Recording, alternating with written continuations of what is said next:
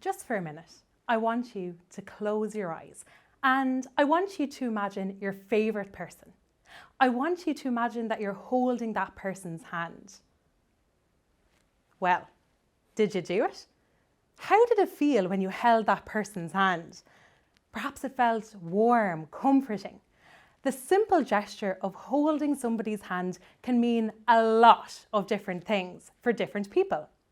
For example, two friends holding hands can be a sign of friendship. A mother holding their young person's hand can be a sign of safety, security. But what happens when that young person reaches young adulthood? When the parent needs to take a step back and the young person needs to take a step forward?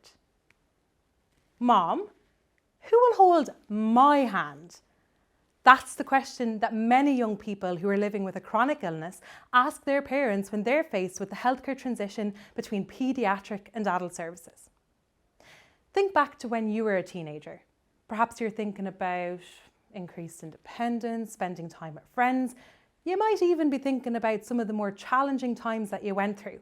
For example, when you transitioned from home to moving away from home, or when you transitioned from secondary school to college. Adulting is hard, right? Now imagine that you're a young person that's living with a chronic illness. Imagine that you have to think about a lot more different things. For example, you have to think about taking your medication on time, scheduling your appointments. You might even need to reconsider your future career choices due to limitations attached to your illness. Now imagine that you're a young person that's living with a rare kidney disease, of which just over 300 conditions exist globally. Imagine that you're on a life-sustaining treatment waiting for a cure to be found. Imagine that the only other person that lives with that condition lives on the other side of the globe. I can't imagine that, can you? But fortunately, it's not all doom and gloom. And in recent years, significant advancements have been made, both in terms of diagnosing and treating these conditions. And with that, these young people are surviving longer and need to move into adult services. But that's something that we're not always that well prepared for. But that's where I come in, Melissa. I aim to work with these young people and families to give them a helping hand with this process.